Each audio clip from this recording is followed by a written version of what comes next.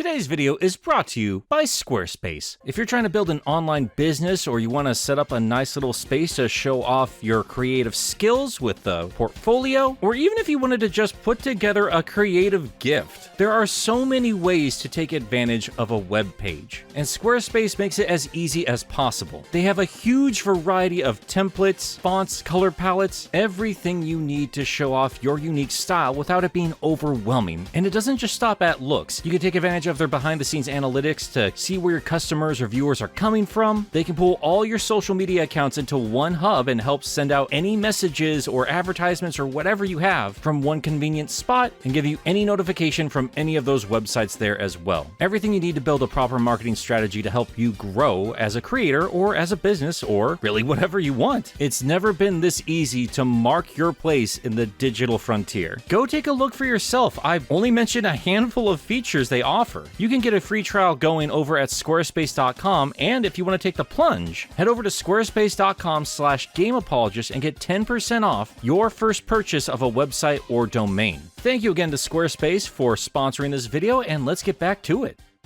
Welcome back to Sonic Speed Reading, and today we're not looking at anything from IDW or Archie or even Fleetway, but instead a comic published by Sega themselves as a prologue for the upcoming Sonic Frontiers. This is known as Sonic Frontiers Convergence, and it lasts a total of 8 pages. Yeah, just 8. And no, there's not a lot to go over. Honestly, a lot of you are probably wondering why even bother doing a video over this, and I'm still wondering why I am at all. But truth be told, this is not only an analysis of what they have on display, and if you want to read it for yourself, it is completely free. It's over on the Sonic the Hedgehog official Twitter, but it is also kind of a backdoor speculation video. I don't do a whole lot of those on my channel, but I thought it might be fun to see if we can grab any story elements out of these 8 simple pages, apply it to Frontiers, and then see how badly I botch things up once the game actually comes out. And this is just such an interesting little project. We have had many different preview comics for upcoming Sonic games, and a lot of them written by Ian Flynn, but the difference here is that we've never really covered that on this show while the game was actually coming out. And I don't think we have ever had a prequel comic written by the same person who's writing the video game. We've never seen anything like this happen in the Sonic franchise, so hey, why the heck not? It gets you one extra video this week, so let's just jump right in. The story kicks off with Sonic and Tails on the Tornado, flying towards an island where they're intending to meet Amy. But as they arrive, they see that Amy has been greeted by somebody else, Eggman and a swarm of crab badniks. They of course have Crabmy, but they also have Sonic 2's Shellcracker. And even the Eggmobile here is a giant shellcracker. I love little details like that. But the references don't stop there, as Eggman is spouting off all of his quotes from his Egg Viper fight at the end of Sonic's campaign in Sonic Adventure. And yes, of course, fans got really irritated with those on-the-nose blatant references that Ian is so fond of, but it's not only obvious to the audience, but also to Sonic himself, as he's noticed that Eggman has spouted all of this stuff before. And after a quick fight, made even quicker with the arrival of Sonic and Tails jumping in to help Amy out, Sonic makes the finishing blow on the cockpit, only to discover that it's not Eggman. And that is where part 1 ends. They can't just leave us here, not on this epic cliffhanger. If it's not Eggman, then who could it be? We had to wait an entire week for the other half of this 8-page comic. Anything can happen in a week's time. The entire world can change. You could die. You could die without ever knowing who was in the cockpit. It's just a decoy. Of course it's a decoy. Yeah, Sega is pretty fond of taking these silly free promotions for upcoming Sonic games and just splitting them in half to keep the promotion going. I guess the strategy works for them because they keep doing it. Quick note here though, on top of all the other references we've already mentioned, this decoy looks a lot like that low poly model that you'd actually see in the Egg Viper fight. At least the positioning, that's where my mind went when I first saw this. I don't know if that's intentional, I don't know if that's just me, who can say. I also like that Sonic does reference that this isn't the first time a decoy is piloting a mecha. My mind immediately went to the Egg Robos in Sonic 3 and Knuckles, but of course I'm sure there are plenty of other times we could take note of that. that, I'm thinking of Sonic Heroes. I don't know if that really counts as a decoy, but you get what I'm meaning. I like that Sonic is at least acknowledging there have been other adventures where similar things like this have happened before. It's a small thing, but again, I appreciate having a writer here that acknowledges the entire history of this hedgehog. Well, from there, we have Tails and Amy discussing why this is happening, and of course, it's because it's meant to be a distraction. Both teams, Eggman and Sonic and Pals, are all heading to the Starfall Islands. With a little bit of expository dialogue, Tails explains that it's a mysterious set of islands, and legend has it that a long civilization once lived there. And for some reason, the Chaos Emeralds have started gathering in those islands. It sounds like another fun adventure for Sonic, so they say, yeah, let's get going. With all three hopping on the tornado, making their way towards the islands. And unfortunately, Eggman has already landed on the first one, Kronos Island, in his Frieza UFO. As he lands, he asks for a status report, and in response, we get a voice that is displayed with a red typeface and a black word bubble. The voice lets Eggman know that assets have been deployed to all the islands, and supply caches have been distributed. So it lets us know that Eggman has already, in some form or fashion, landed on all of the Starfall Islands, and probably is going to explain why level layout is the way it is once we play the game itself. Eggy is here to survey the islands and get a hold of the long-lost technology of the Ancients. I guess that's the name of the ancient long-lost people. It's kind of open for a more creative name, but oh well. Just then he gets a call from Orbot and Cubot back from his home base, letting the doctor know that Sonic and Pals have trashed their decoy.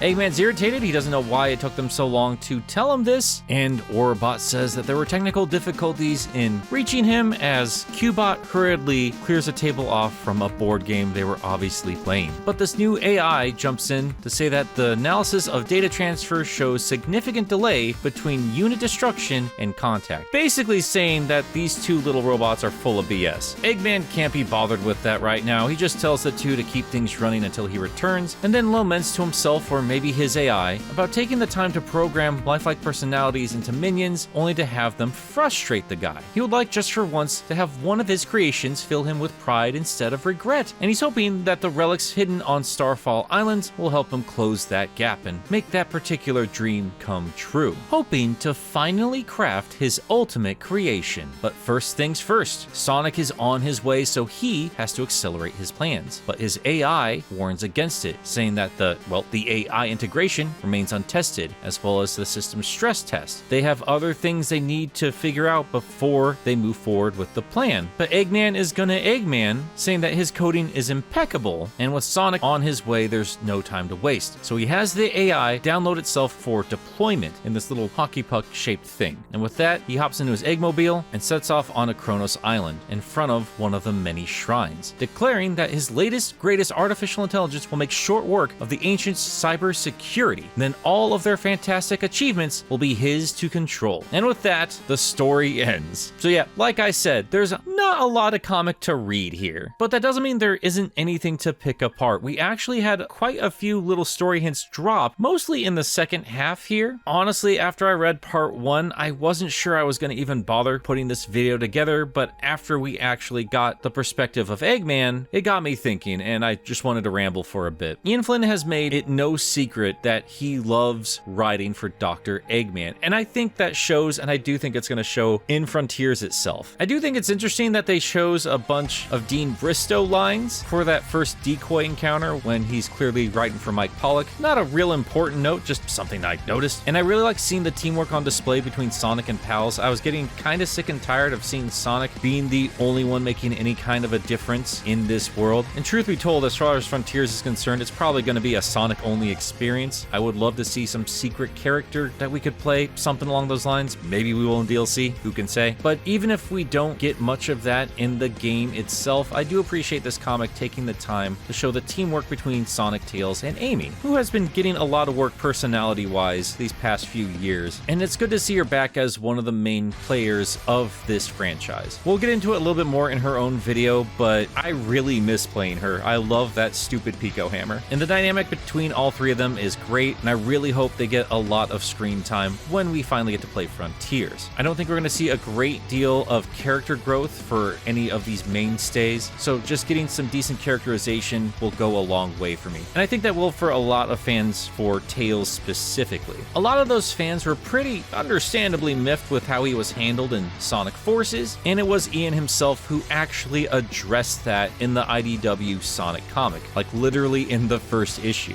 Ever since then, every time he's written the character, he's been more in line with the little fox we've come to know and love in the earlier adventure days, one who's grown a little bit more confident in his own abilities. Again, I have no idea if any of these characters will be playable in the game. I would love that to be the case, especially Knuckles, since we know he's in the game, and we're gonna see that cartoon prequel starring the guy very soon. I really want an open world Knuckles game. Give me open world Angel Island, I will lose my mind. But yeah, I'm getting off track. The point is, I appreciate a writer who appreciates these characters, not just Sonic himself, who I am excited to see. Because even if we can't interact with them on a playable front, then narratively, they need to be engaging, they need to have chemistry between each other, and that's something that's been sorely missing with a lot of the games. But if you've been keeping up with Sonic speed reading, then you already know my thoughts on all of that, because I've discussed that plenty of times when it comes to IDW and their interpretation of these fun little furries. The more interesting things come from the second half of this 8-page story, because we've not seen a great deal of Eggman so far in any of the coverage. Like I said before, I know Ian loves writing this character, and I'm very excited to see his interpretation in Frontiers. From what I can gather here in this story, I think the biggest takeaway we can grab from this is the new AI he's got floating around. The red and black word bubbles have me assuming that Eggman is the reason why cyberspace is as mucked up as it is. And potentially, this is what will eventually become Sage, that mysterious little girl that we've seen in trailers up to this point. It could be that Eggman, mucking with the Ancients' technology, corrupts it and causes a problem, and maybe that wakes up Sage, and she's trying to combat it, or maybe his AI takes on a new form when it merges with Ancient technology. I don't know. It's gotta be something in one of those two things, right? I really do think it's gonna come down to Eggman mucked with something he's not supposed to muck around with. He jumped in too soon and things got out of control. And he has inadvertently created something far more terrible than what he was even originally intending. That's kind of been his MO. And again, Ian has shown us in plenty of the comic books prior to this point, that is how he writes the character, which is just fine with me. What I did find interesting is that he flat out says that he created lifelike personalities. So if this is true artificial intelligence, I still don't know. Honestly, if you think about it, Orbot and Cubot are some of his most advanced creations, as they emulate real personalities far more than most anything else he makes. But then again, going by everything we've seen in IDW, he has done that quite a few times, and they keep pushing a narrative of the importance of all life, regardless of what form it takes, even including robot life. We see that in Scrapnik, we see that with Bell, we see a bit of that with Metal Sonic, certainly have seen it with Omega and Gemerald. It's just something that keeps getting pushed to the forefront, and with Sage and all of this talk about cyberspace and artificial intelligence, I feel like that's going to be a major theme in this game as well. I know a lot of fans are speculating that Infinite is behind everything because of the color scheme, and I could see that, and I would certainly love to see him come back and be given a chance to have a fleshed out, interesting story, but personally, I don't think that's going to happen. I think this is going to be another self-contained Sonic adventure where he just kind of stumbles in on whatever's happening, and the big chunk of character arc and plot twists and reveals is going to happen to whatever new elements are brought into this world, not so much to the main character itself or previous elements that require you to play another game. A game that's 5 years old and not very well received by the core audience and mostly forgotten by the larger gaming audience. I would be very, very surprised if the major antagonist ends up being Infinite. Could I see Ian doing it? Yeah. Could I see him pulling it off? Absolutely. Do I think it's going to be happening? Probably not. I do think you are still going to be getting a lot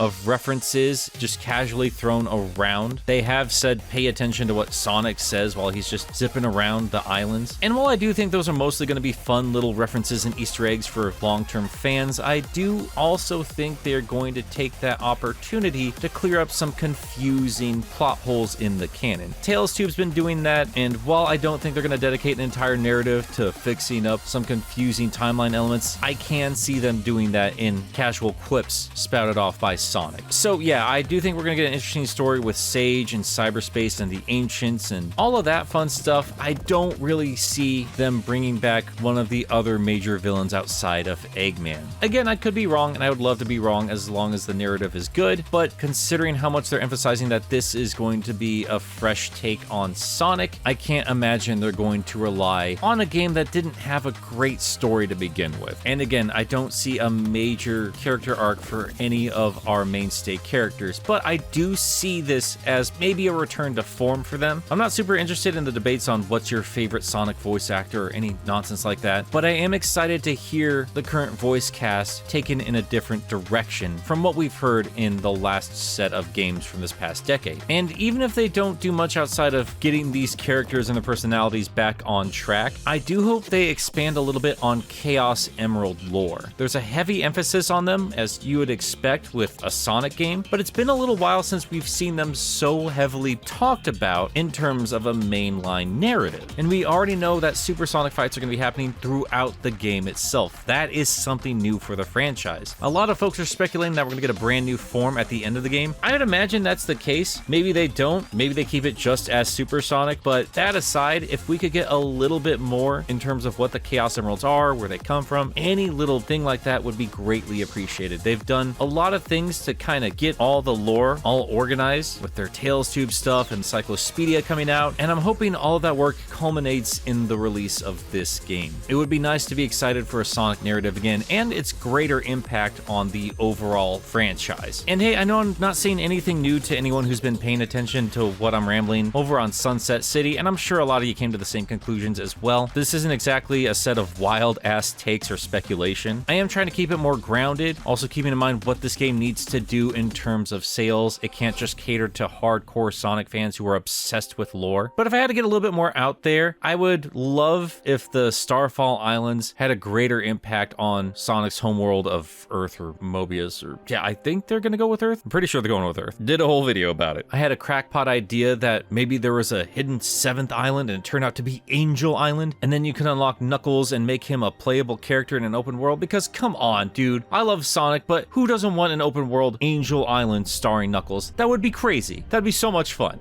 But hey, I'm veering off of story speculation and going into what I personally want from an open world Sonic game, and that's for another time. Game's gonna be out real soon. It was just nice to see this little piece come out, and I'm excited for the little Knuckles preview that's gonna be out whenever that comes out. I kind of feel like it's just gonna show us why he's off of Angel Island and over on the Starfall Islands, but hopefully we get a little more meat there, because again, I know Ian loves that character too. I guess the only other thing I really wanted to point out was very vague parallels. I doubt any of this is intentional, just something I noticed, but the Ancients being referenced here, that name has been used before, most recently in Sonic Boom of all things. They were, of course, a long lost and highly advanced civilization. Peaceful bunch of folk until they were betrayed by Lyric, who was an ancient himself. And it also made me think of the ancient walkers from Archie, which is a whole mess within itself, but long and short of it, they do actually explain the history of Mobius and the rings and emeralds. I'm not saying they need to pull from Archie lore. I would like that particular history to stay good and dead, but the basic idea I do like. I would like just a little something extra from all of these long time mainstays from the series. And I'm sure a lot of Archie fans have already clocked it, but of course, the idea of a digital girl instantly reminds me of Nicole, who originally started off as a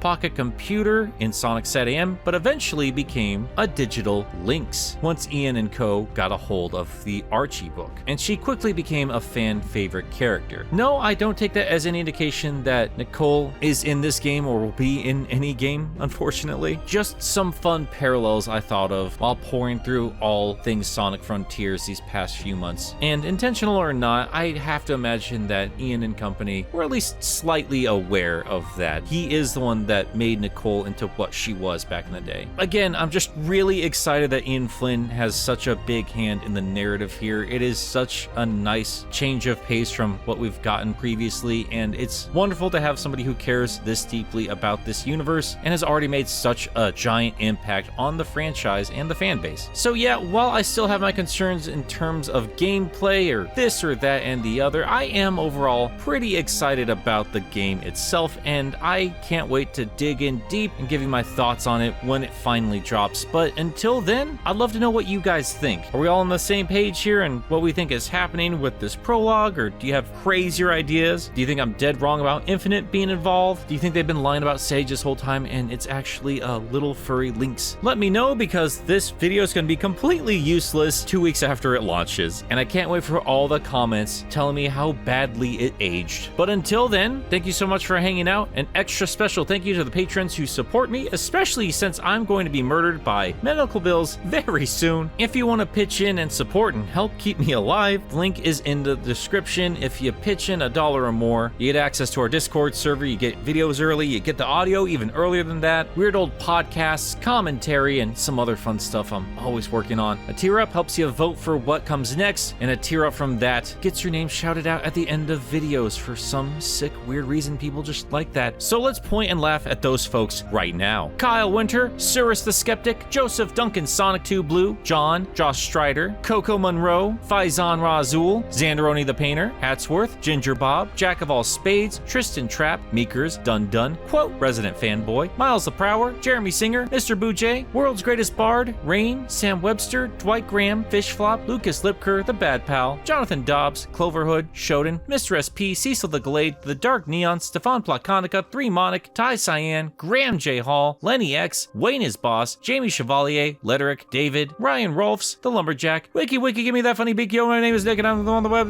just you call me Icky Dicky because my rhymes are, oh god. Otis, you're gonna kill me. NBTV, Mute, Trash Baphomet, AutumnFromTwitter.com, That Telos Main, Mui Saxi, Jin Seotame, Loka Brenna, Nezend, Enerjack 5, Grayson Conager, Spades the Nocturne, Ken K, Ven 101, Paxton Bisbeast, and Darren 7, Stevie Cole, 3 Rule 4, Twilord, Asir Warns of a Deadly Fate, Paisley, Eric Delgado, Cody Gracius, Kodinsky, Jamoart, PK Durbar, Give Up Your Children, Separate, Sonic PAJ, Zagard Lagan, and if any haters say I'm not funny on YouTube, let them know I get sponsored saying toot wiggity word up, Mr. Boujay. Otis, I swear to God, Roxas the Cat, Blake Smith, Godzilla, Infamous.png, Jacob Zabo, Chris Stasco, Gleam the Anomaly, and Jonathan. True to your word, Jonathan, you said you were gonna pitch in for Patreon on Twitter, and here you are. Thank you guys so much for watching today's video, and last thing, almost forgot, this video is gonna be going up before Sonic Fan Jam 2022, so if you're gonna be in the Georgia area, then be sure to stop by and say hi to me and all my friends over on Sunset City. Thank you to my dear friend Channel Pup, who is yet again helping me get videos out the door by editing this little, well, whatever this was. And that's gonna do it for today. I'll catch you all next time. Toot toot, Sonic Warriors.